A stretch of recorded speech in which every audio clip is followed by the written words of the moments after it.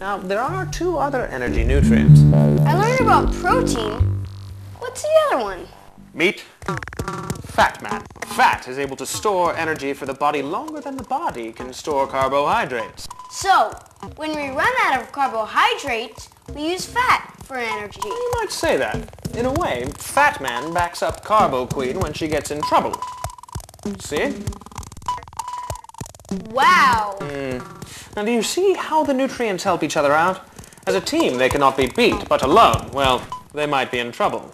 Yeah, I get it. Hey, how come Fat Man isn't fat? You see, the nutrient fat should not be confused with body fat. When you eat too many fatty foods, you will get a lot of body fat, and that can lead to bad things like heart disease and cancer. Some people do eat more fat than they need. But if you do eat just the right amount of fat, then you will have the stored energy that we just saw.